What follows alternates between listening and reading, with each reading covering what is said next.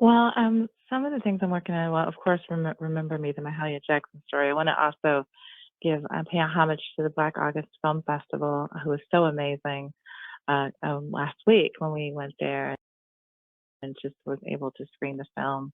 And now we're headed to Bronzeland Film Festival in Atlanta. And powerful things going on. Welcoming back to the show right now, um, a screenwriter, director, producer who started getting into her creative groove in college and actually paid her tuition by producing plays. Started um, her screenwriting debut on TV on the sitcom Ward of the State. She's worked on many projects since then. And of course, you may remember the conversation that we had. If not, go to our app and pick it up on the podcast regarding the film Remember Me, uh, the Mahalia Jackson story. Erica Nicole Malone, good morning. Good morning, Dominic. Thank you so much for having me on your show. Yeah, thank you for joining us. So sad, this story. Of course, congratulations on Remember Me. It seems like Thank the you. movie was a hit. It was very well received. I saw it. It was great. And it's not Thank you easy so much. getting a project completed. No, not at all. Not at all. It's just been a whirlwind of high points, a couple of low. And but it's just been amazing, an amazing experience um, that audiences have received this film around the world. Yeah. Congratulations to you on that. Like I said, um, and you folks can still see it if you want to see it. It's streaming, right? Um, Now, tell me, you said highs and lows. Not long after the release of this film, you guys suffered a pretty serious tragedy. Yes, our amazing and phenomenal director Denise Dowse passed away a couple of weeks ago, and definitely it has hit our cast and crew and the whole world very hard, including her amazing sister Tracy, who basically took care of her and was there for her the whole time. So it's been really tragic, but then also there's a silver lining in that Denise loved this film, and it was definitely one of her passion projects, and the ability for her to see audiences embrace it. And she was able to come to a couple of the festivals and do some Zooms with a couple of festivals. So she was able to really see how the audience embraced um, her vision. Mm. People may know Denise Dowse as an actor also. She was on Beverly Hills 90210, and she's been in a number of other projects. Um, and it's really sad that she passed at this time. I know you wanted to pay tribute to her, and the cast, her family, wanted to pay tribute to this talented director actor. What is the main thing you wanted people to know about Miss Dowse and the things that drove you to reach back out to us and say we need to pay tribute to this woman? She was such she was such a beautiful soul and a beautiful light. But she was a visionary, and she had a way that words and music would dance. And this movie and this film just is such a tribute to all of her ability to get an audience. I mean, to get a cast, because she was an actress director, and that she was really able to have a private conversation with an actor and get them to open up and become these amazing characters. And you know, this film is just such a um, representation of that vision. And I just want people to know, to me, that she was underrated, not just as an actress, but as a director. Um, she just was a phenomenal, phenomenal woman. She is the epitome of the definition of a phenomenal woman. Mm. Those of us who watched Insecure also know her as the therapist from that show, Dr. Rhonda Pine, which is another pretty iconic appearance on that show.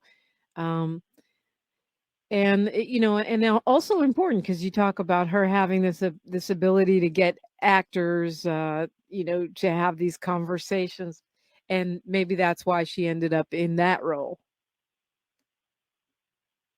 Yeah, I mean, I saw her at a musical in 2015 in Los Angeles called Recorded in Hollywood. And I was already a Denise Strauss fan. I just thought she was an amazing actress and was already, amazed by her prowess. But then to see her direct and to watch the actors come alive, and the character depicting Sam Cooke, and she took me on a journey with her in a play, in a musical, but she made me feel like I was there at that time. And I really, at the time of writing Remember Me, the Mahalia Jackson story, at the time of producing, I was going to direct it myself. But I remembered that day or that evening that I saw that, and I thought, wouldn't it be amazing to have this sisterhood coming together to do this musical to honor our icon, Mahalia Jackson? And it was such a beautiful sisterhood. I will never forget it the rest of my life.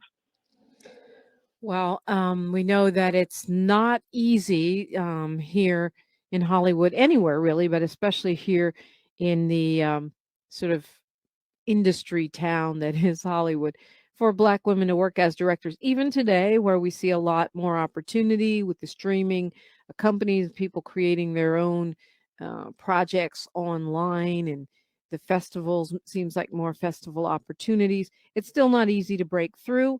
Um, but she did. Talk about that. Oh no, I mean, she was phenomenal in terms of breaking through, and she did it at such she did it, she wasn't super young, she was breaking through at a time, and maybe like, or later in her life, like in her 30s and 40s, and breaking through. And people were able to see just what an iconic actress that she was, and how she was able to transcend. I just remember watching her in Ray and thinking, who is this woman? It's like, her acting was sublime. It was amazing. And I knew she was a force. Um, I just would have loved to work with her as an actress, but she was just unforgettable. She commanded the screen no matter what role she played. She made you feel like she was whatever role she was playing. And I think, as many Black women, I think I think Hollywood uh, should have embraced her more as an actress because she was phenomenal. And I'm just super excited that she gets to be remembered. I did not know that this would be her last film, but that she would be able to direct. But in many ways, it's her opus, and it's it's an honor that this was her legacy. Yeah. I mean, and you say Hollywood should have embraced her more as an actor, and I can understand why you would say that because she didn't get the accolades that we probably would have liked. But if you look at the resume, I mean, there's a lot of work there, right? Film, from things that came out this year to, Grey's Anatomy, things Good Trouble, The X Files, uh, you know, just on and on. It's a long, long resume with a lot of work on it. So she was one of those folks, you may not know her name, but she was constantly working. Those are the bricks that build the house Constantly. that is Hollywood. So when you're like, I've seen that lady before. What's her name? What's her name? Those are the real ones right there. Continuing our conversation, um, and paying tribute to the life of Denise Dowse with Ericka Nicole Malone. I also want to continue to check in with you about your trajectory. I know this has got to have given you pause, but at the same time, I'm sure it's given you inspiration. It's KBLA Talk 1580. You have the right to remain silent, but don't let them hear you on KBLA Talk 1580. Drop it! When you tune in to KBLA Talk 1580, we want you to know what you're downloading. Now you listen to me, and you listen to me closely. In a recent African-American media issue survey conducted by the public opinion research and public policy consulting firm Eviderus, KBLA Talk 1580 was found to be the most trusted, credible, and reliable source on the airwaves for Black Los Angeles and beyond. Check it out. We take our role seriously as your trusted messenger. At KBLA Talk 1580, it's about truth, not ratings. And when you hear us say, when we come forward, we mean it. That's the bottom line. We're not going back. Not to the back of the bus, not to back alleys, not back in the closet, and definitely not back to the good old days. Might as well forget it. No way. We're unapologetically progressive. KBLA Talk 1580. KBLA Talk 1580. We've got a lot to talk about. With Ericka Nicole Malone.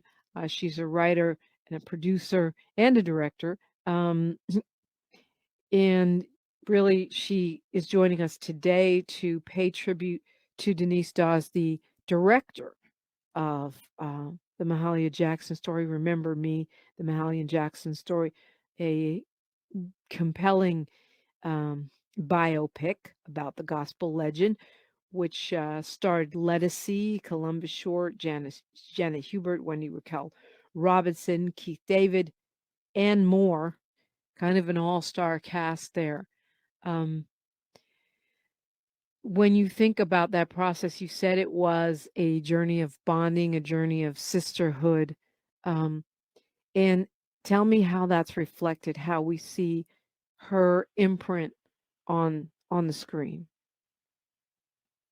Well, it's all throughout the film. I mean, the fact that she was directing this film not feeling her best and, you know, just sitting able to talk with her throughout this process together and her ideas on, you know, Dr. King and how he should be revealed and just, you know, aspects of Mahalia Jackson, definitely wanting to humanize her. She understood what I was writing. The words that I wrote, you know, she understood them and she understood how to make them come to life. And you'll see that all throughout the film. She wanted the film to dance. She wanted each character to just kind of float, and even to Aunt Duke and some of those characters, she was able to. That imprint is all throughout the film. And so you knew that she wasn't well when she was directing the film, and it was. You said you didn't think this would be her last project, but you knew she wasn't feeling her best. I knew she wasn't feeling her best, and was determined to get her to the finish line. She was determined to get to the finish line. There were aspects of the film where she wasn't well, and I had to direct some scenes. And I was not going to, at any point, she was going to be the director of the film, the only director. Wasn't going to, as the executive producer, I was not going to hire anyone else. I mean, this is her film. And so she fought, she did every last bit of this, you know, the part towards the end of the film. And then she also helped me create just transition shots and stock footage and different things throughout the film just to make the finishing touches beautiful. Yeah, she fought through her illness to get this finished, and it is the most beautiful sisterhood. Like I said, we never really had, obviously you disagree at moments, but it was just we loved each other, and so getting to have her ideas melt with mine, it was beautiful. She was such a respectful director also. As an executive producer, me being a Black woman, and her having the resume that she has, I mean, every show you can think of, she's been on it. So, but she was so warm and caring and kind, always, not one time was she not. And I really honor her. And I'm sure, like I said, as you mourn, sometimes the work of someone who has that very positive, powerful energy in that incredible body of work can also be a posthumous inspiration. We'll take a look at that, what you're up to, when we come forward on KBLA Talk 1580. To check out her, both of your actually project, Remember Me, the Mahalia Jackson story. How ironic that we're remembering her this morning. Tell me what you have that you're working on, and what inspiration your journey together brings to that. Well, some of the things I'm working on, well, of course, Remember Me, the Mahalia Jackson story. I want to also pay homage to the Black August Film Festival, who was so amazing last week when we went there and just was able to screen the film. And now we're headed to Bronzeland Film Festival in Atlanta. So, I mean, it's just so amazing right now, this journey. We're going to film festivals.